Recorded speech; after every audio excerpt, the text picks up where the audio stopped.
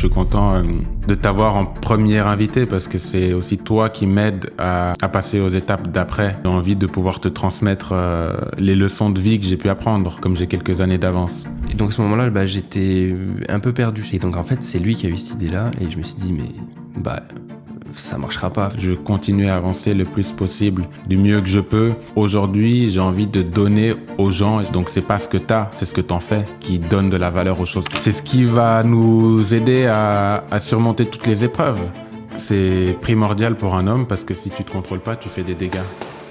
Moi, je voulais commencer la discussion avec une introduction sur comment on s'est rencontrés.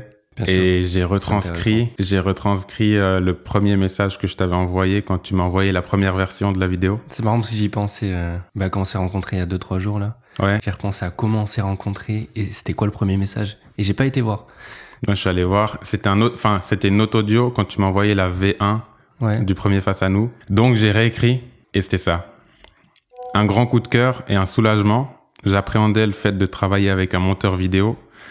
Je pourrais te faire une longue liste de tous les choix que tu as faits qui m'ont touché, comme par exemple la vague qui représente la chaîne YouTube, parce qu'une chaîne, c'est un ensemble de maillons, une suite d'actions ou de réactions, et c'est ce que j'aimerais qu'on partage à travers nos projets artistiques. Les petits détails sur les zooms, les respirations, et plein d'autres, mais celle qui m'a aussi touché, c'est l'étincelle qui s'éteint à la fin. Et là, je parle de la fin, mais on vient de se rencontrer et c'est en quelque sorte que le début de tout ce qu'on aimerait faire ensemble. On en a parlé pendant ce week-end.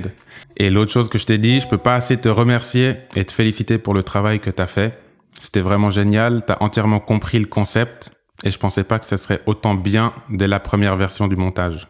Enfin bref, j'espère qu'on aura l'occasion de se parler bientôt au téléphone pour que je puisse te remercier et te féliciter de vive voix. Et du coup, on s'est rencontrés. Ça, c'était suite à la toute première version. Toute première version, ouais. Et mais moi, ça m'avait surpris, ce premier message-là. Pourquoi ? Parce que, tu sais, j'étais dans le flow de... je fais ça pour me faire un petit peu d'argent et en même temps, ça me permet de développer ma créativité, de travailler sur des projets et tout. Ouais. En général, les clients, ils étaient satisfaits, humblement, bien sûr. Et mais jamais de messages comme ça, tu vois. Et du coup, ça m'a touché. J'étais là, ah ouais, le gars a compris que j'ai compris. Ouais. Et moi, j'ai trop aimé. Et donc, ça m'a...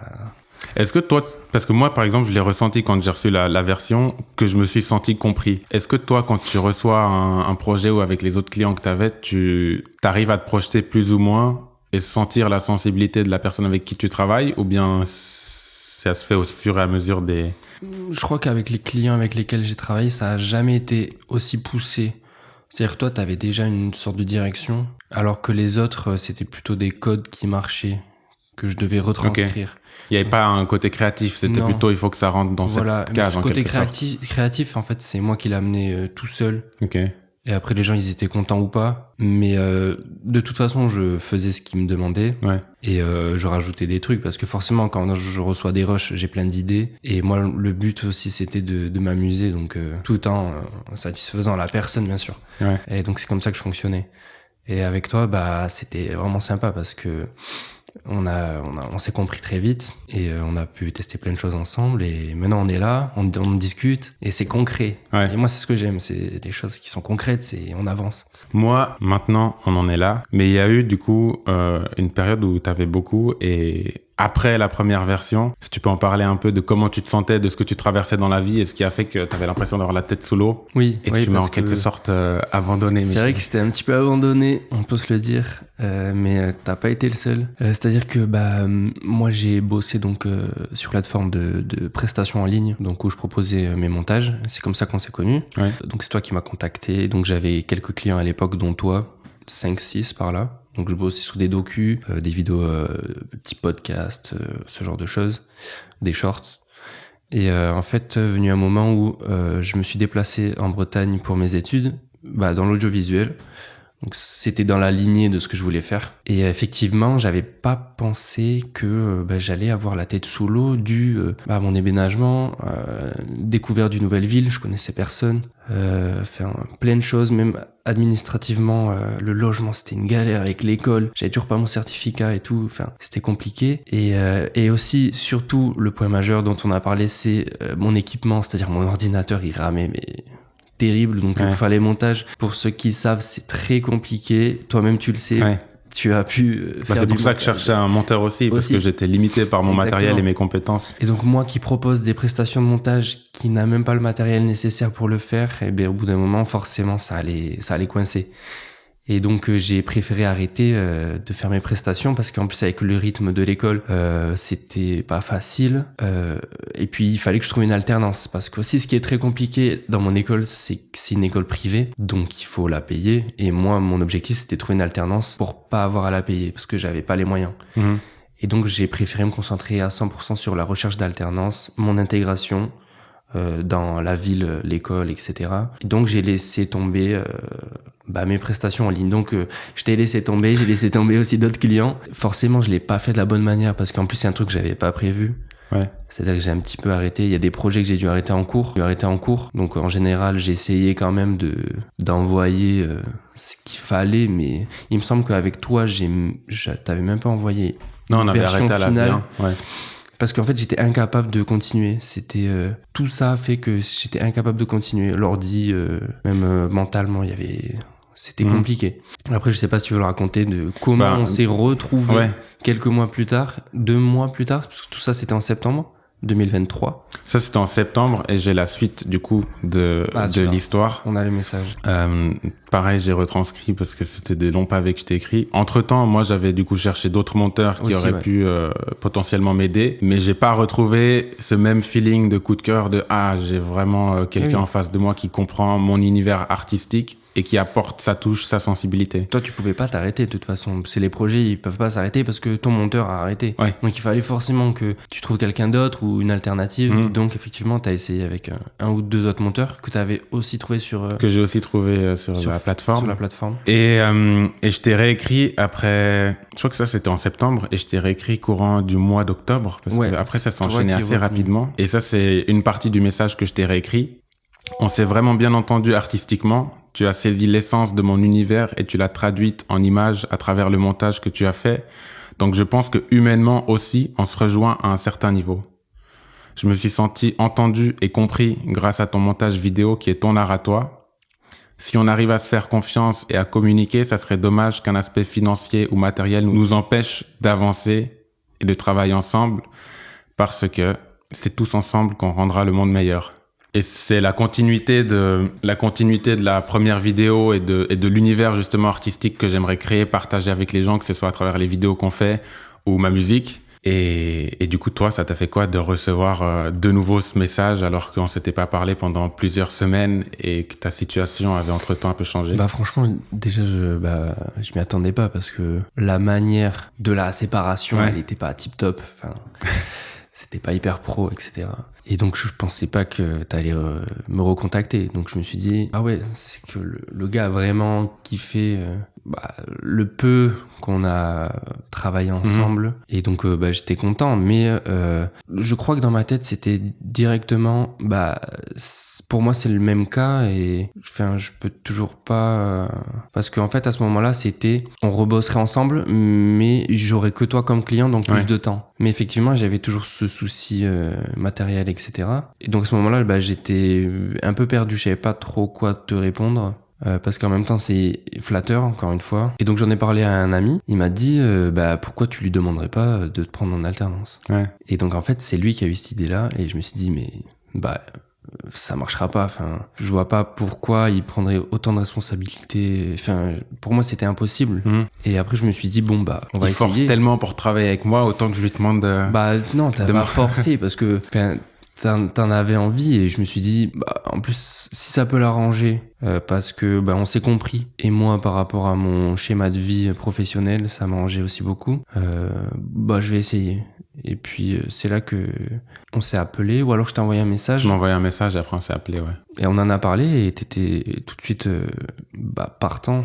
Et du coup moi j'étais super content, encore une fois je m'y attendais pas. Et parce que après je sais pas si toi t'étais vraiment moi je m'attendais pas à cette proposition, je me rendais pas compte non plus je comprenais la responsabilité que c'était mais je savais pas tout ce qui venait comme détail, que ce soit les démarches administratives, parce que vraiment pas du tout en détail, c'est les démarches administratives qui m'ont pris le plus de temps et d'énergie pour mettre en place du coup justement cette alternance. Mais je savais que le potentiel que tu avais en tant que monteur et justement surtout cette complicité artistique qu'on a trouvée dès le premier projet, ça en valait la peine. Donc c'est pour ça que je t'ai dit oui directement et ensuite on a fait les démarches pour que ça se mette en place. Parce qu'il faut le dire aux gens, c'est que t'avais pas encore d'entreprise à toi concrètement. J'avais l'entreprise, mais donc j'avais mon entreprise en tant qu'auto-entrepreneur, mais j'avais pas de structure qui faisait que je pouvais embaucher facilement des gens. Donc j'ai dû tout mettre en place autour de ton alternance. Voilà. Mais justement, donc, c'est comme pas je t'ai rien, dit, quoi. Ça a pas été. Et puis même, ça a été que très récemment que tout ça s'est enfin fixé, disons. Ouais. Bon, on a commencé l'alternance fin octobre, le 30 octobre, et les démarches administratives se sont finalisées là il y a une semaine. Donc on en est là aujourd'hui, ouais. Et j'ai hâte de la suite. Et c'est aussi pour ça que je suis content de t'avoir en première invité, parce que c'est aussi toi qui m'aides à passer aux étapes d'après dans mes projets artistiques. Et là, on a fait, du coup, on s'est rencontrés en personne ce week-end. On a fait les activités qui font aussi les parallèles avec mes projets artistiques, mais on en parlera tout à l'heure. Ouais. Mais avant de parler de la suite, j'aimerais un petit peu plus apprendre à te connaître, parce qu'on s'est eu au téléphone, on a beaucoup parlé pro et beaucoup parlé administratif aussi, mais je sais pas comment t'as grandi, l'enfance que t'as eue, ce qui t'a inspiré artistiquement, la première fois que t'as entendu de la musique, la première fois que t'as vu un montage vidéo où tu t'es dit « Ah, mais en fait, le montage vidéo, c'est pas juste du cadrage, ça apporte un plus ». Et du coup, j'aimerais un peu savoir ce qui t'a emmené à ton école, mais aussi comment t'as grandi, genre les premiers souvenirs que t'as dans ton enfance et ce qui t'a fait,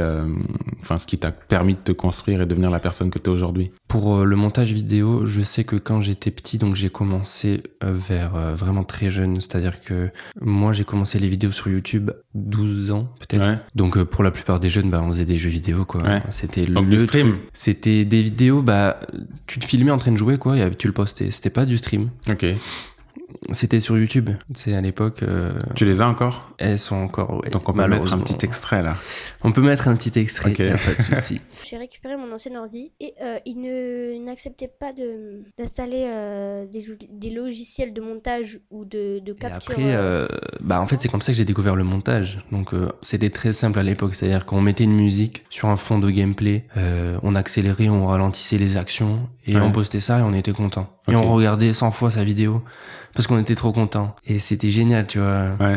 On avait des commentaires et il y avait ce truc-là de mettez un pouce bleu, les amis et tout. Et on pensait pas qu'on pouvait... Enfin, à l'époque, on pouvait quand même percer, parce que je dis à l'époque, mais bon, je suis encore jeune. Ouais. Et à l'époque, il y avait quand même des gens qui marchaient sur la plateforme. Mais moi, c'était pas mon but, c'était juste m'amuser et découvrir le montage. Et donc, j'ai découvert le montage comme ça. Et après, j'ai essayé des podcasts. Donc, t'en faisais? Donc, j'ai fait des podcasts. Ah ouais? Et malheureusement, j'ai oublié ça, je sais pas si on mettra des extraits, mais parce que j'ai oublié le mot de passe de la chaîne. Donc ok. Mais t'as plus les rushs. Genre, s'ils existent, ils sont sur YouTube quelque part. Ils sont sur YouTube, ouais. Ok. Et ça existe malheureusement. Donc, on va retrouver. Ouais. On verra. Ok. Moi, je sais comment les retrouver, mais. Et des podcasts avec tes amis ou tout seul, Ouais. Alors, en général, tout seul. Et une fois avec un ami, j'étais très inspiré par Cyprien. Ok. Moi, j'adorais ça à l'époque. C'est grâce à lui que j'ai découvert YouTube. Mm-hmm. Et donc, j'ai fait des trucs humoristiques. Et c'est les premières fois où je me suis filmé. Ok.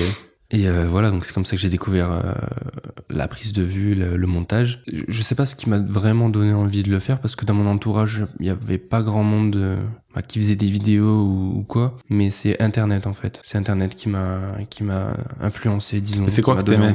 Parce que c'est pas la même chose quand tu fais du montage vidéo pour tes vidéos personnelles et tu dis j'aime bien, c'est marrant, j'ai un lien aussi avec ma communauté, même si c'est juste ton entourage, tes amis proches qui regardent tes vidéos, donc t'as une autre relation avec le montage, alors que si tu te dis je vais me professionnaliser là-dedans, il doit peut-être y avoir quelque chose de plus qui te donne envie de te lancer, de découvrir tout ce qui est possible de faire à travers le montage vidéo. Moi, j'ai toujours été animé par l'envie de m'améliorer dans ce domaine et d'être un des meilleurs.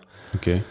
Après, donc il y a ça, c'est un aspect. Le deuxième aspect, c'est forcément qu'est-ce qui est dans mes passions peut aussi me faire gagner de l'argent. Okay. On en parlait, l'ikigai. Il me semble qu'il y a cet aspect-là. Et le montage, ça rentre en fait, ça rentre dedans parfaitement. La musique, ça peut aussi. Et donc, comme j'avais des bases, etc., et que je voulais pas... Parce que j'ai essayé des métiers, etc., et ça marchait pas. Comme quoi? J'ai bossé, j'ai fait du porte-à-porte, je t'en ai parlé. J'y suis resté, j'ai fait 2 semaines de formation. Quand t'étais commercial pour les box internet. Ouais. Ok. Après, j'ai voulu faire un service civique où on apprenait à des enfants à faire de la musique, style un orchestre. Mais en fait, le contact socialement avec les enfants, c'est pas mon truc. Ouais. Après, à l'usine, c'est pas un truc que t'as envie de faire toute ta vie. J'ai fait pas mal de petits trucs. J'ai fait aussi Reaper. C'est quoi ça? C'est éboueur. Ok. C'était dans les campagnes, donc c'était vachement stylé quand même. Mais j'ai fait plein de trucs. Et après, je me suis dit, j'ai envie de faire de ma passion mon métier. Et puis, tant pis si financièrement c'est galère, mais c'est ce que je veux. Ok. Et si on parle un peu plus de passion, le côté affectif ou le lien que tu as avec le montage, est-ce que tu as envie de transmettre à travers ton montage comme émotion ou comme ouverture d'esprit, ce serait quoi? Au-delà du fait que ça te plaît à toi, c'est quoi que tu as envie de véhiculer comme émotion? Moi, c'est bizarre, mais j'ai envie que quand une personne regarde mon montage, ils se disent « Ouais, déjà, c'est stylé. Le gars, il maîtrise. Le gars qui a fait ça, il est trop fort. » Ouais. Ça me motive. Après, ça dépend des montages, mais les émotions que j'aimerais transmettre, c'est plonger la personne dans le mood de la vidéo et qu'elle voit même pas la vidéo passer, tellement c'est fluide, tellement il faut que la personne passe un moment qu'il la touche, que ce soit émotionnellement fort ou très bien fait. Ouais. Mais moi, c'est ce qui m'avait plu dès la première vidéo. C'est qu'il y a ce côté où moi, je te donne juste des images de moi. Après, il y a les images d'illustration qui, en fait, en voyant ton montage, c'était la première fois que je travaillais avec un monteur, j'ai compris que le montage, c'est presque plus important que la prise de vue de la vidéo, parce que c'est ça qui va faire qu'il y a une vie dans la vidéo en quelque sorte. Enfin, peut-être que tu saurais mieux l'expliquer que moi, mais qu'est-ce que ça amène en plus, le montage à une vidéo? Mais on peut toujours, je sais plus qui c'est qui disait ça, mais une mauvaise prise de vue peut toujours être rattrapée par un montage, alors qu'un mauvais montage peut gâcher une magnifique prise de vue. C'est très bien expliqué. Du coup, on peut rentrer un peu plus dans le concret. Tu t'es présenté en tant que monteur, mais ce qu'on aimerait créer ensemble comme univers artistique. La première vidéo, c'est une vidéo où moi, je me présentais et j'expliquais un peu ma façon de voir le monde. Qu'est-ce qui a fait que tu te reconnaisses là-dedans et que tu accroches avec la vision pour que tu puisses proposer un montage comme ça? La phrase, si je devais en dire qu'une, c'est « Je sais que je suis fou à vouloir changer le monde pour le rendre parfait. Je sais que je suis fou et comme je suis fou, j'essaie. » C'est quoi qui... Enfin, t'en penses quoi et Moi, la première fois que j'ai entendu cette phrase, je me suis dit j'aime bien, c'est poétique. Ouais. Dans le fond, j'ai pas réfléchi directement parce que je me suis jamais posé autant de questions que toi, par exemple. Ouais. Par rapport à la vie, l'humanité, etc. Et moi, c'est le mood de la vidéo qui m'a plu. Et à force d'écouter ce que tu disais, j'y trouvais sens. Et je me retrouvais dans certains points. Par exemple, la folie de vouloir rendre le monde meilleur. Ouais, moi, je trouve ça cool.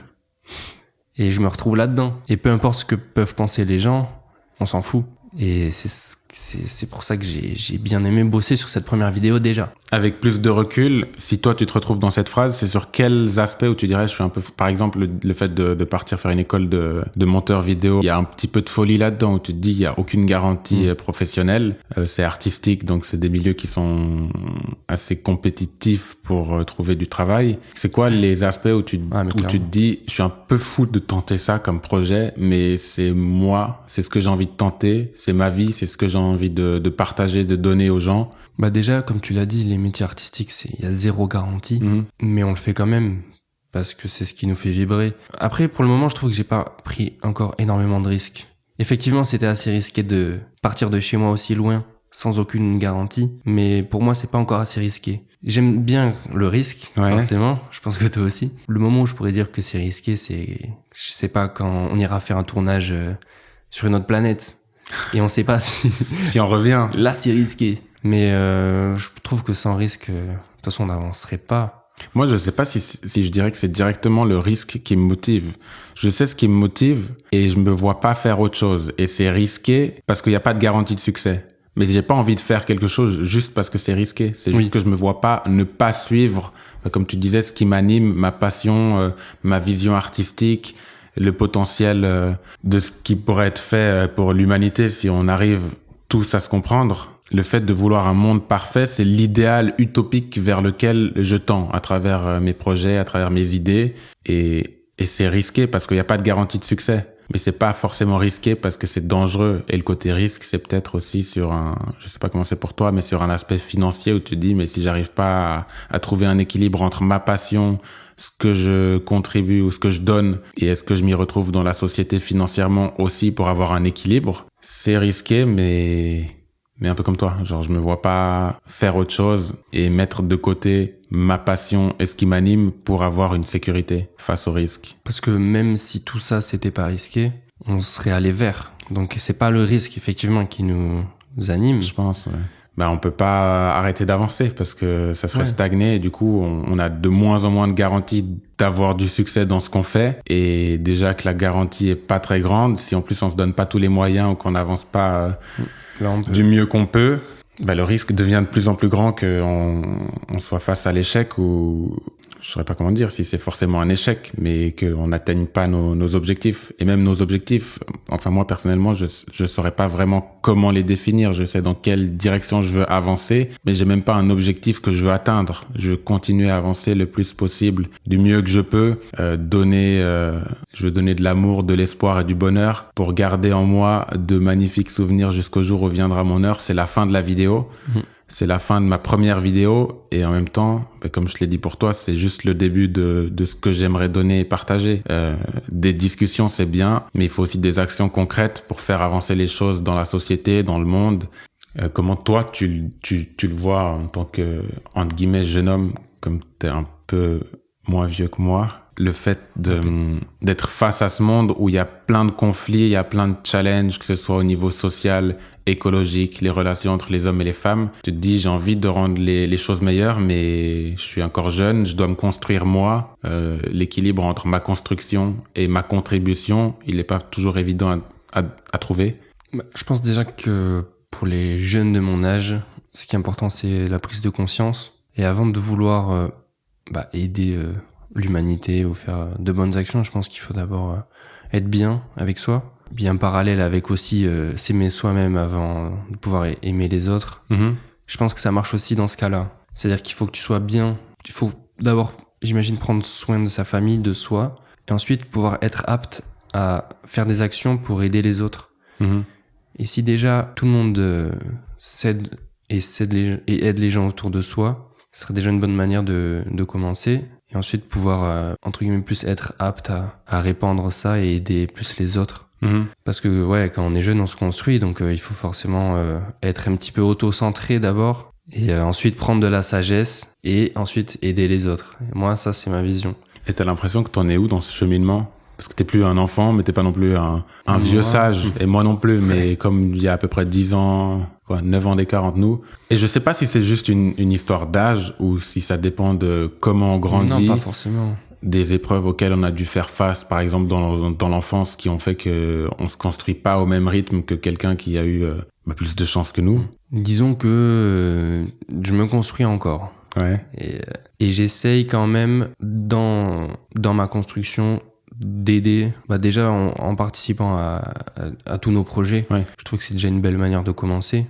Mais et en plus ça me permet aussi de pouvoir me construire moi de mon côté, parce que après je pense que c'est difficile de savoir où on en est précisément. Est-ce que toi tu pourrais savoir si oui ou non, parce qu'en fait on évolue tout le temps et moi j'en suis à un point où j'ai parfois de la peine à m'exprimer juste directement avec les mots, parce que je suis tout le temps en réflexion sur tout, et c'est ce que je dis dans les vidéos, ça vient parfois mieux avec des mélodies ou des chansons ou des sortes de poésie, mais à un stade où j'ai envie de donner tout ce que je peux, parce que je suis conscient de la chance que j'ai eue dans mon éducation, dans mon enfance, les amis que j'ai eus, l'entourage que j'ai eu, toutes les opportunités que j'ai eues dans ma vie. Ça m'a permis de me construire d'une façon où aujourd'hui j'ai envie de donner aux gens, et je me rends compte avec les discussions que j'ai dans mon entourage que beaucoup de personnes n'ont malheureusement pas eu cette même chance, que ce soit à travers l'éducation, à travers la relation qu'ils ont avec leurs parents, leurs amis. Les relations hommes-femmes, c'est aussi un grand sujet de société aujourd'hui. Est-ce que concrètement, tu sais d'où ça vient, cette envie de rendre le monde meilleur ? Je pense que c'est le fait de prendre conscience de la chance que j'ai et de vouloir partager cette chance-là. Parce que le partage, c'est ce qui, pour moi, c'est ce qu'il y a de plus beau. Si je dois faire une métaphore, tu peux avoir une table de ping-pong, mais si t'as personne avec qui jouer, tu partages pas le jeu. Donc c'est pas ce que t'as, c'est ce que t'en fais qui donne de la valeur aux choses que t'as. Et par rapport à notre relation, par rapport à où je me sens en perspective, c'est que vis-à-vis de toi, comme t'es un peu plus jeune, je trouve que j'ai une responsabilité, que ce soit en tant que je me considère comme un jeune homme, pas encore comme un homme. Je sais pas ce qui pourrait faire que je me sente plus homme que jeune homme, mais que j'ai envie de pouvoir te transmettre les leçons de vie que j'ai pu apprendre, comme j'ai quelques années d'avance. Que ce soit avec les discussions qu'on a eues ces derniers jours, les questions que tu puisses me poser, essayer de t'aiguiller pour que tu trouves toi ta voie, sans forcément te dire exactement quoi faire, mais si tu as besoin de repères, que je te donne un conseil sur la relation vis-à-vis de soi-même, la relation avec les autres, et essayer de donner des petits conseils aux générations plus jeunes.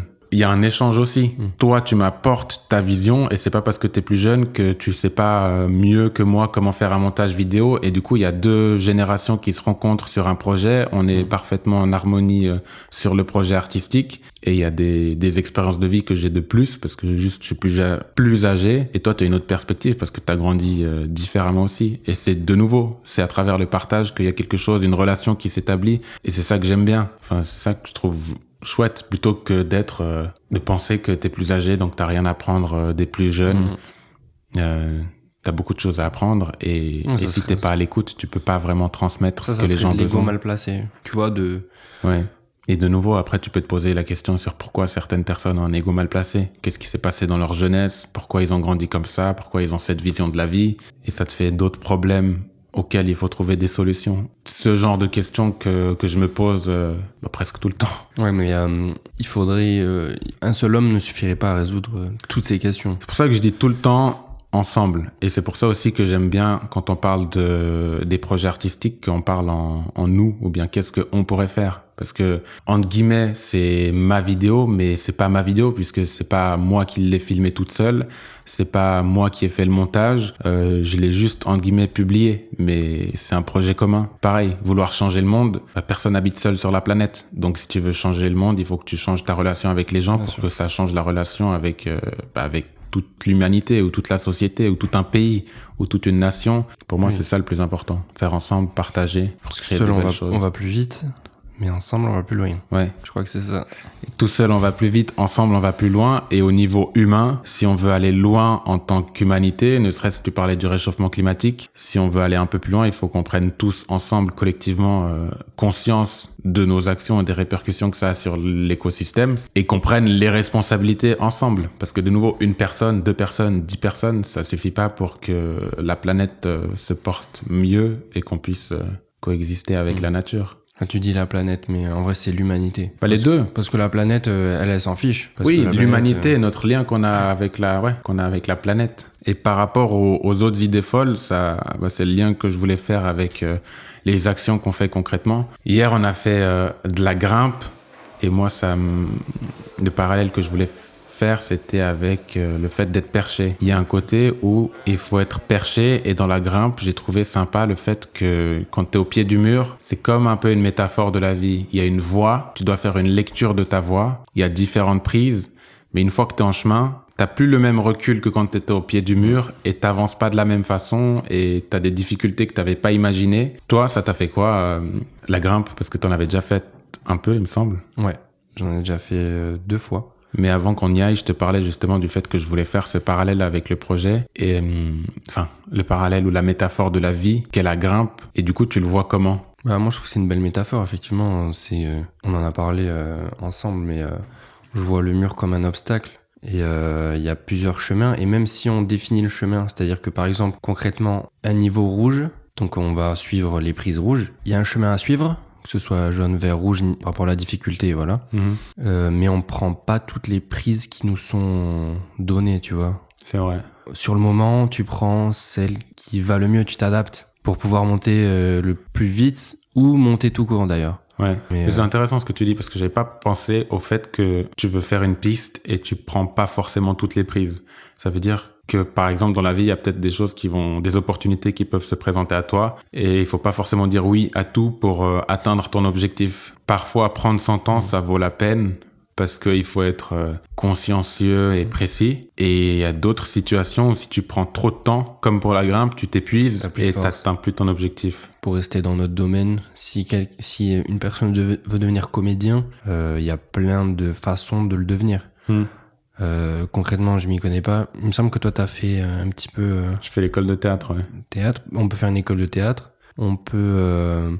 il y a plusieurs chemins. Comme dans la vie ou l'escalade, il y a plusieurs chemins, mais ça veut pas dire qu'on va emprunter tous les chemins ou prendre toutes les prises pour arriver au sommet, en quelque sorte. Moi, ce que j'ai bien aimé aussi, c'est qu'au-delà d'avoir du recul, le point de départ, il est pas forcément là où on pense qu'il est. Et ce qui m'a le plus plu hier, c'est le fait de commencer dos au mur.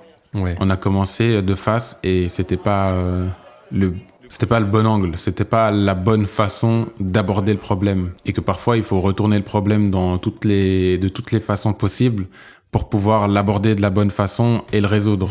Et ça m'a plu. Et dans la communauté, justement, ils étaient vraiment sympas à la salle et que les gens proposent de l'aide. De nouveau, le fait de faire ensemble, on avance plus vite. On a des gens qui ont plus d'expérience que nous dans un domaine, qui nous donnent des petits coups de pouce. Et ça nous change la perspective. Il y a une métaphore qui marcherait pas avec la grimpe, c'est on commence tous avec le même point de départ. À la grimpe, c'est ce qui se passe. Tu dois mettre tes pieds à un certain endroit, les mains aussi. Ouais. Et si on compare ça à la vie, ça marcherait pas. Globalement, tout fonctionne, sauf le point de départ. Ouais, même ça, dans le sens où t'as le même point de départ, mais la façon dont tu vas arriver à l'arrivée ou à l'objectif, ce sera pas le même que quelqu'un qui est parti du même endroit que toi. Même au niveau des tailles, il y a des personnes qui étaient plus petites que nous et elles vont pas prendre les mêmes prises, elles vont avancer un autre rythme ou prendre un autre chemin juste parce que physiquement ou dans la vie, mentalement ou psychologiquement, on va pas avoir les mêmes affinités, les mêmes facilités et ça va faire qu'on avance d'une autre façon. Mais c'était une chouette expérience, la grimpe. Carrément. Et après, il y a eu la boxe. La boxe, donc moi, c'est le deuxième cours que j'ai fait. Mais le premier, moi, j'avais plus fait de la self-défense et moins de boxe. Donc là, on a appris les mouvements de base. Moi, ce que j'ai aimé dans la boxe, et je crois que c'est ce qui m'a toujours intrigué ou intéressé dans les sports de combat, c'est que c'est pas une histoire de violence, c'est une histoire de contrôle de la force. Pareil, c'était la première fois que je faisais de la boxe et c'est tellement technique de devoir contrôler de la force, que ce soit juste pour donner un coup de poing, qu'il n'y a pas vraiment d'aspect de violence pour moi dans ce sport. Si ça s'appelle l'art noble, c'est pas pour rien, je pense. Et que le contrôle justement de cette force, de tous les aspects techniques qui sont dans un coup de poing, dans un crochet, dans un uppercut, moi, le parallèle que j'aimerais faire, et on verra comment ça se ficelle avec le reste des projets, mais c'est d'apprendre ou de transmettre ces valeurs-là au reste de la société. Il y a tellement de violence, que ce soit verbale, entre les hommes et les femmes, entre deux partis politiques, il y a aussi des formes de violence. Entre deux nations, il y a des formes de violence. Entre deux religions, il peut y avoir des formes de violence qui viennent pas forcément de la religion, mais de la façon d'aborder de nouveau un point de vue, un problème. Et je me demande si c'est possible d'essayer de trouver un moyen d'aborder une problématique qui est souvent résolue à travers la violence en apprenant comme dans les sports d'arts martiaux ou les sports de combat, à gérer notre force pour pouvoir cibler le problème et le régler en contrôle et pas avec de la violence. Et comme t'as vu mes vision boards, peut-être qu'on mettra aussi une photo. Mes idées dans ma tête, elles partent dans tous les sens, même si je sais ce que j'aimerais transmettre et on en a beaucoup parlé. Et je pense que c'est important de trouver des liens et de garder un lien et de pas se diviser, parce que en se divisant, on perd le lien, il y a plus de discussion, et quand il y a plus de discussion, le moyen de résoudre les conflits, c'est malheureusement souvent avec la force ou la violence. Je sais pas ce que t'en penses. Oui, c'est ça. C'est sûr que si on se comprend pas et qu'on se divise, le seul moyen, c'est ce que t'as dit, c'est la force. Et on le voit dans certains faits d'actualité. Je suis pas un expert, mais... Il n'y a pas besoin, je pense que les gens, ils reconnaîtront, parce que de nouveau, pour résoudre un problème, je trouve que c'est difficile parce qu'il faut cibler le problème. Et ce que je trouve dommage dans les débats que je vois, c'est que c'est pas orienté de façon à ensemble résoudre le problème, c'est plutôt trouver la faute à qui. Justement, tu le dis. Par rapport au problème. Dans les débats, on impose son point de vue, alors que dans une discussion, on le partage. Ouais. et on en discute et on se met à la place des uns et des autres. Et typiquement à la télé, ce qu'on voit, c'est que des débats. Et les gens, ils se crient dessus. Et ça fait pas forcément avancer les choses. Et il commence pas la discussion avec une optique de trouver une solution. Et déjà là, il y a un mauvais point de départ. Ouais. On n'avancera jamais si chaque fois que les gens parlent, c'est pour débattre. Avec une animosité. Ouais. Là aussi, il y a une forme de violence. Ouais. Donc, ce serait mieux déjà qu'on ait tous un bon point de départ dans le bon esprit et qu'on trouve des solutions en discutant. Qu'au moins, on ait un point de départ commun et qu'on se dise notre objectif, il est commun. Et comment est-ce qu'on fait pour arriver à cet objectif commun? Parce que j'ai jamais rencontré quelqu'un qui me disait non, moi je suis pas pour la paix dans le monde, non, moi je suis pas pour le bien-être de la nature, et pour trouver des compromis qui feraient qu'il y ait moins de pollution, qu'on salisse moins les fonds marins, qu'on détruise moins les écosystèmes. Je pense que tout le monde est pour. Bien sûr. Mais que si on vient pas avec une solution, ou dans l'optique de trouver une solution, mais plutôt un fautif, ça devient difficile d'avoir un climat constructif. Moi, je suis d'accord. Et la prochaine transition que j'aimerais faire, comme c'est je pense, le deuxième projet sur lequel on a commencé à travailler ensemble, je sais qu'il y en aura plein d'autres. J'ai plein d'autres sujets de discussion que j'aimerais aborder avec toi, mais c'est la relation homme-femme. On parlait des conflits qu'il y avait dans la société. Un des conflits qui me touche aussi le plus, c'est les conflits hommes-femmes. Enfin, il y a beaucoup de débats autour de la masculinité toxique, la féminité, le patriarcat. Et je trouve que les relations entre les hommes et les femmes, en tout cas de ce que je vois sur les réseaux sociaux, par exemple, il y a plein de courants Red Pill ou pilule rouge qui polarisent encore plus les relations hommes-femmes qui sont tendues. C'est peut-être un problème qui est là depuis longtemps, mais c'est que récemment que les gens le soulèvent, le conflit entre les hommes et les femmes. Et le fait de le soulever, j'ai l'impression que ça l'envenime encore plus. Je sais pas si c'est très clair. Ouais. Avant, on n'entendait pas parler de masculinité toxique, etc. En fait, parce que c'était fondé, ancré dans la société. Donc tu dis qu'à travers les changements, du coup, il y a les problèmes qui montent à la surface. Voilà. Et que maintenant, on n'a peut-être pas encore trouvé les bonnes méthodes pour aborder ces problèmes. Parce que c'est tout nouveau. Donc, forcément, il y a des gens qui comprennent pas. Je sais pas si toi, dans la vie de tous les jours, tu rencontres ce genre de problème. Parce que si t'en parles, c'est que j'imagine que t'as peut-être vécu ou entendu des histoires. Moi, j'ai entendu beaucoup d'histoires, par exemple de violences conjugales, des histoires de viol. Donc, c'est souvent des violences faites aux femmes, mais j'ai aussi j'ai beaucoup moins de retours d'hommes qui ont eu des mauvaises expériences avec des femmes, mais j'en ai aussi. Et je sais pas si j'ai moins de retours parce que les hommes s'expriment moins sur les problèmes émotionnels qu'ils peuvent rencontrer ou sur l'isolement ou la solitude qu'ils peuvent avoir. Psychologiquement, il y a peut-être un aspect où les hommes, que ce soit à travers la fierté ou juste à travers le fait d'être éduqués de cette façon, à devoir gérer seul tes problèmes, t'en parles moins avec les gens, donc on a l'impression qu'il y en a moins. Mais de nouveau, moi, ce qui me rend le plus triste, c'est de voir des gens se déchirer, voir des gens se crier dessus sur des plateaux télé, voir des hommes sur les réseaux rabaisser les femmes et dire que pour être un homme de haute valeur, il faut avoir de l'argent, il faut avoir un bon travail et un bon physique. Tout ça, je trouve que c'est des qualités, mais c'est pas des valeurs humaines en soi. Et je trouve que c'est dommage de mettre de côté l'aspect humain, qui est d'avoir des qualités, d'être à l'écoute, de pouvoir s'accorder émotionnellement avec une personne et pas juste, entre guillemets, si je vulgarise, être un portefeuille avec beaucoup d'argent et une belle maison et une belle voiture. Ça se limite pas à ça. Je sais pas comment toi tu le vois, on en avait parlé par téléphone, je crois que c'était quand la chanson venait de sortir. Ouais.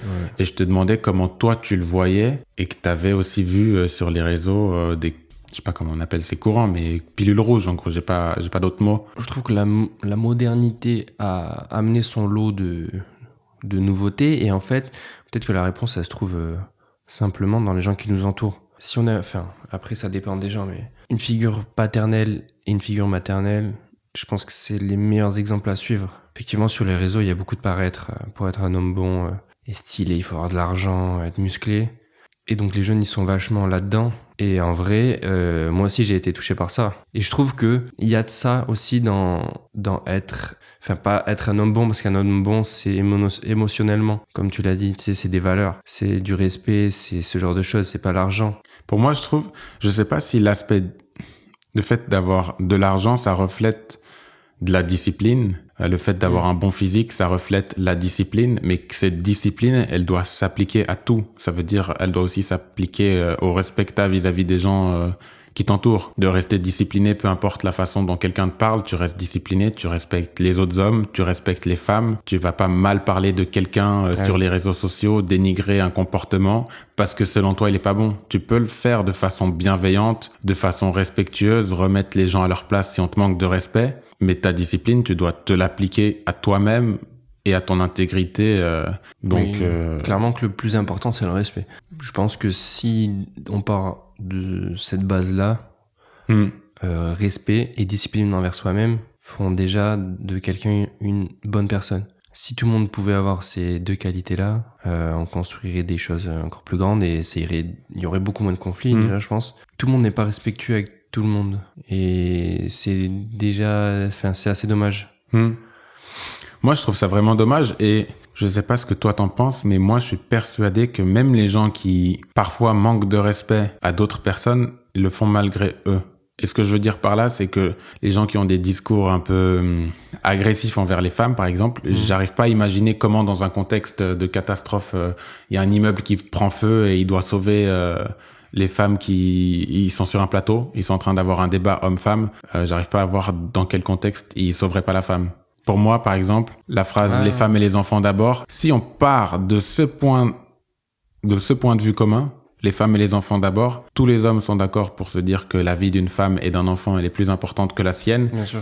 Et les femmes, elles peuvent être conscientes de... Je sais pas si c'est un privilège. Pour moi, c'est juste une situation qui est comme ça. T'es une femme, donc t'as la priorité sur la vie d'un homme. Si un bateau il coule, on te sauve d'abord toi. Si un immeuble il brûle, on te sauve toi. Si y a un tsunami et qu'il faut évacuer l'immeuble, tu sors avant avec les enfants et les hommes, ma foi, entre guillemets, tant pis pour nous, même si c'est pas l'idée.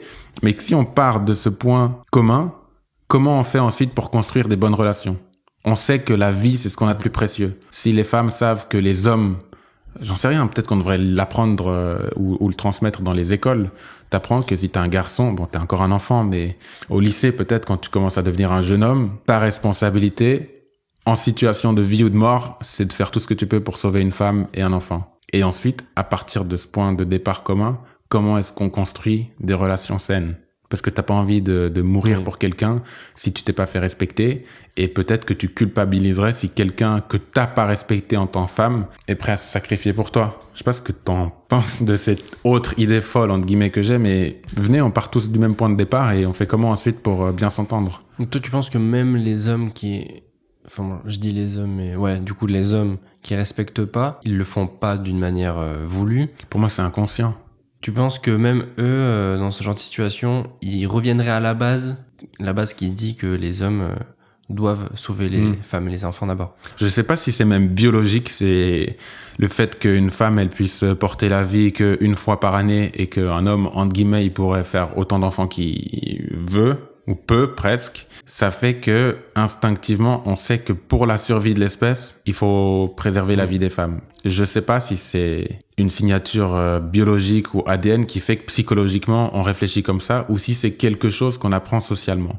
Mais j'arrive pas à imaginer un scénario où un homme se dirait « Ah non, je pars en courant et tant pis, je laisse une femme et je laisse des enfants. » Il doit y en avoir quelques-uns. Mais dans la majorité, je pense que c'est biologique. C'est d'abord biologique et naturel. Et ça s'est ensuite répandu dans la société. Ce qui est normal, je pense. Donc c'est les deux pour moi. Et par rapport au fait d'en parler dans les écoles, parce que je pense qu'il y a des problèmes entre les relations hommes-femmes, on parle toujours de l'éducation, éduquer vos garçons. Oui, il faut aussi éduquer les filles, mais par rapport à la vulnérabilité que tu as en tant que femme dans la société, parce que rien que par la force physique, t'es plus vulnérable vis-à-vis d'un homme, donc t'es plus susceptible d'être agressé. Ou si tu te fais agresser, t'es moins en capacité de te défendre.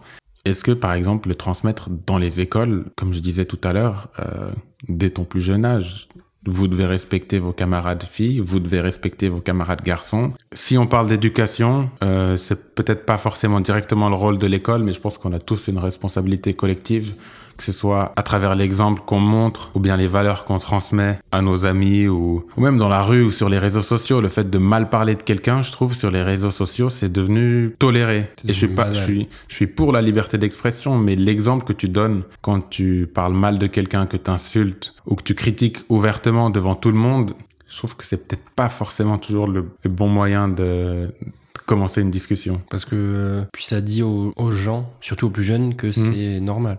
Oui. Alors que pas du tout. Et c'est pas constructif. Mais une question, la transition que je voulais faire, parce qu'on dit oui, les valeurs de respect, l'éducation, c'est important. Qu'est-ce que tu donnerais comme conseil ou les valeurs que tu transmettrais si tu avais par exemple un petit frère ou un petit garçon qui est plus jeune et qui te demande comment je fais pour être un homme bon? Comme je disais tout à l'heure, respect et discipline. Le respect, c'est hyper important, surtout avec les femmes. Parce que comme on l'a dit, s'il n'y a pas de respect dans une relation, c'est l'homme qui prend le dessus. Parce que c'est physique, c'est normal. Donc les relations homme-femme, elles se basent sur le respect. Et si des hommes n'ont même pas ce respect-là, il y aura toujours des conflits. Et d'être plus spécifique, parce que le respect, tout le monde sait ce que c'est. Mais ça veut dire quoi concrètement? Ça veut dire des choses hyper évidentes. C'est-à-dire... ne pas lever la main sur une femme ou ne pas insulter, tout faire pour que la personne se sente bien, être prêt à tout, et partager aussi. Et partager émotionnellement. Je sais que pour les hommes c'est pas facile, enfin pour la plupart, je sais pas, même pour des femmes ça doit pas être facile aussi, je dis pas que c'est plus facile pour l'un ou pour l'autre, mais effectivement nous les hommes on a été peut-être élevés dans tout garder pour soi. Ouais, et je trouve c'est intéressant, ça me fait penser au fait que le fait de devoir se contrôler, c'est primordial pour un homme parce que si tu te contrôles pas, tu fais des dégâts. Et peut-être que, contrôler ses émotions, c'est peut-être difficile parce que t'as pas appris à connaître quelque chose. C'est comme un vélo. Si t'as pas appris à faire du vélo, tu peux pas contrôler un vélo. Si t'as pas appris à te connaître et connaître tes émotions, ça devient difficile de les contrôler. Et du coup, un homme qui contrôle pas ses émotions, ça fait plus de dégâts, en tout cas physiques, qu'une femme qui contrôle pas ses émotions dans une relation. Peut-être sur un plan psychologique, c'est différent parce que les femmes, elles ont une intuition ou elles sont plus intelligentes émotionnellement parlant, en tout cas en général. Ça, c'est mon point de vue. Elles ont un autre lien avec leurs émotions. Et pour moi, le plus important, s'il y a un mot que je devais donner ou que j'aimerais partager avec les gens, c'est bienveillance. Si tout ce que tu fais, c'est en bienveillance vis-à-vis de l'autre et que tu te mets à la place de l'autre. On entend souvent, on fait pas aux autres ce qu'on n'aimerait pas qu'on nous fasse. C'est quelque chose de vraiment basique, simple, sans vouloir faire de jeu de mots. C'est fort. De jeu de mots ou de référence, même si c'est un poète que j'aime beaucoup, un grand artiste. Faire des choses qui sont basiques, simples. Non, mais être bienveillant les uns envers les autres, c'est ce qui va nous aider à surmonter toutes les épreuves. Et c'est difficile, mais quand on le fait dans la bienveillance, t'es bienveillant envers les femmes, t'es bienveillant envers tes amis, envers ta famille, et de toujours penser qu'est-ce que je peux faire de mieux pour l'autre. Être bienveillant les uns envers les autres pour changer le monde, le rendre meilleur. Être bienveillant avec Maxime pour pas qu'il rate son train. Et par rapport à ça, je voulais te faire un petit clin d'œil. Parce que je pense que tu comprendras. Tu peux l'ouvrir. C'est un petit cadeau et un petit clin d'œil par rapport à une anecdote que tu m'avais racontée quand on venait de se rencontrer. Je sais pas pourquoi j'ai peur. Non, tu comprendras. Déjà, je me suis pas trompé comme on peut voir sur la couleur. C'est incroyable. Et je sais pas si t'arrives à lire à l'envers, mais quand tu te regarderas dans le miroir. Ouais, j'ai vu à l'envers, ouais. Incroyable. Et tu sais pourquoi ce cadeau ? Je sais pas si tu te souviens de l'histoire que tu m'as racontée. Il y a 2 clins d'œil, du coup. Alors, j'imagine que... déjà, merci beaucoup. Ça, on peut le mettre de côté. Tu veux raconter l'anecdote ? Oui, parce que l'école, ils nous avaient... Ça, c'est un truc que j'ai pas mal raconté, alors que c'est minime. Hein. Mais c'est l'école qui nous avait donné un pull avec écrit le nom de l'école. Et moi, j'étais trop content. Et première fois que je le mets à la machine, il a pris des couleurs horribles. Et maintenant, je le mets pour traîner. Enfin, il est blanc et maintenant, il est noir, rouge. Et j'étais trop énervé. Et donc, j'imagine que c'est par rapport à ça. C'est par rapport à ça. Et donc... Tu m'avais dit la question que je t'avais posée, c'est est-ce qu'il y a des aspects de toi ou des qualités ou des caractéristiques sur lesquelles tu aimerais travailler? Et tu m'avais dit, parfois je suis un peu sanguin. Et la dernière fois, par exemple, je me suis énervé, je suis allé à la laverie, j'ai lavé mon pull et il a changé de couleur. Et je sais que c'est quelque chose de pas grave, mais émotionnellement, ça me démange de faire des erreurs sur des petites choses. Et le discipline, tu m'as parlé d'un tableau que tu te verrais acheter potentiellement. Parce que pour toi, la discipline, tu m'avais dit que c'était important, que ce soit dans le travail ou ton aspect de la relation que tu as avec le sport. Oui. Et c'est pour ça que je voulais te faire ce petit clin d'œil, parce que je pense que ça réunit des qualités que tu as déjà. Pour se construire, il faut être discipliné avec soi-même, discipliné avec les autres et les valeurs qu'on a envie de transmettre. Et c'est pas toujours facile, mais on fait toujours de notre mieux. Ouais, c'est ça. C'est super important. La discipline, on peut l'appliquer partout. Ouais. Et la discipline, c'est comme je disais, c'est la plus belle forme d'amour envers soi-même. Et aussi envers les autres, parce que quand t'es discipliné, tu peux plus apporter aux gens. Mm-hmm. Tu peux plus aider, t'as une meilleure expérience de contrôle. C'est pour ça que c'est plus important que la motivation. Parce que dans la motivation, tu peux pas vraiment l'appliquer à tout. Enfin, tu peux être motivé pour aider les autres, pour faire du sport et tout, mais c'est temporaire. Mm-hmm. La discipline, c'est ce qui va t'amener le plus loin. Et c'est pour ça que c'est une valeur qui me correspond vachement et que j'essaie de mettre en place le plus possible. Parce que évidemment, c'est pas facile. Ouais. Mais je trouve que c'est la solution. C'est évidemment pas facile. Mais si on arrive à l'appliquer dans tous les aspects de sa vie, c'est comme ça qu'on va avancer ensemble. Et je trouve que à la conquête du bonheur, on va dire que c'est une bonne étape à franchir, c'est de se l'approprier. La discipline dans sa vie globalement. Je sais pas quel rapport t'as avec la discipline, je sais que toi aussi ça te parle. Un peu je rejoins ce que tu dis. La discipline, c'est quelque chose qu'on s'applique à soi-même, où on se rend disciple de la discipline à laquelle on applique la discipline. J'ai peut-être un peu... Discipline. Je sais pas comment le dire. Et là, on est sur le départ. Donc, peut-être qu'on pourra en reparler une autre fois quand on se reverra. Mais la dernière question ou ce que je voulais te demander pour clôturer la première discussion ou ce premier face à nous, c'est qu'est-ce que tu voudrais transmettre comme message à l'humanité si toute l'humanité pouvait t'entendre? Venez, on fait les choses ensemble, on se respecte et on essaye tous d'être heureux ensemble. J'ai un truc vraiment très nul comme ça, mais en vrai, c'est... Mais il n'y a pas besoin que ce soit compliqué. Je pense que pour l'humanité, notre monde, il est devenu peut-être trop compliqué pour nous et que c'est pour ça qu'on a plein de problèmes qu'on n'arrive plus à gérer parce qu'on a fait les choses de façon trop compliquée. Les technologies, elles ont avancé trop vite.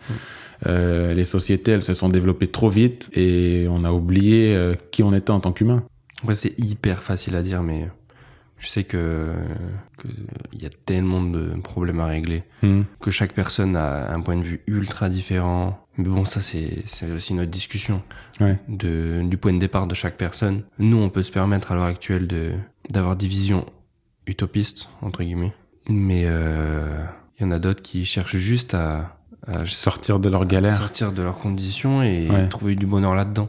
Et ce qui est beau aussi dans nos projets, c'est qu'on peut se permettre de rêver de tout ça et de faire des actions pour atteindre cet objectif. Pareil, dans la même idée, mais peut-être que tu aurais un message positif pour la personne qui t'a fait le plus souffrir, pour aider l'humanité à résoudre des problèmes, sans dire qui est la personne, juste pour montrer que même quelqu'un qui nous a fait de la peine souffrir, ou peut-être que c'est vis-à-vis de toi-même, mais que c'est la base pour reconstruire, c'est de pardonner, C'est ce que j'allais dire, voilà. À une personne qui vous a blessé ou quoi, il faut savoir pardonner. Avant tout, pour soi-même, même si on dit que c'est pour les autres, mais en vrai, c'est pour soi-même et trouver la paix. Sinon, on va se bloquer. C'est tout ce que je peux dire, je pense. Et si t'as quelqu'un, peut-être que t'as pas, mais si t'as quelqu'un qui t'a blessé ou qui t'a manqué de respect, qu'est-ce que t'aimerais lui donner ou dire comme message positif? Lui dire que de toute façon, moi, je m'en fiche, en vrai. Je trouve que ça appartient au passé et tout le monde fait des erreurs et tout le monde peut changer. Donc, moi, j'ai pas de rancœur de toute façon. Donc, je pense qu'il faut pas en vouloir aux gens, même s'ils vous ont fait du mal. Il faut piocher le positif, même s'il y en a que très peu. Si on y réfléchit bien, il y en a forcément. Et au fond, c'est un être humain. Et un être humain, il est toujours motivé par une bienveillance qui est peut-être enfouie chez les gens, mais c'est toujours là. Chaque humain veut le bien pour les autres, au fond. Donc, pour moi, ça n'aurait aucun sens d'en vouloir. Donc, je souhaite que du bien à tout le monde, même si... C'est pour ça que j'ai pas d'ennemis. Tu vois, je considère que j'ai pas d'ennemis, parce que même si on me fait les pires crasses, je trouve que c'est important de pardonner. Ouais. Cool.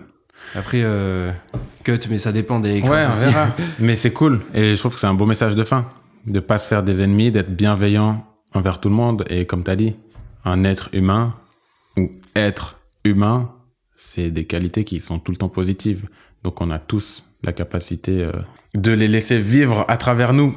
Et c'est ce qu'on va faire avec nos projets. Et pour l'instant, le projet, c'est d'aller rattraper son train, là. D'aller attraper son train. Ouais, Merci à tous. Mais je suis content. Ça fait un plaisir. Un petit mot pour la fin. Même si on en a déjà fait 4. Non, je te laisse faire le mot de la fin. Moi, j'ai fait, moi. Moi aussi. Ok.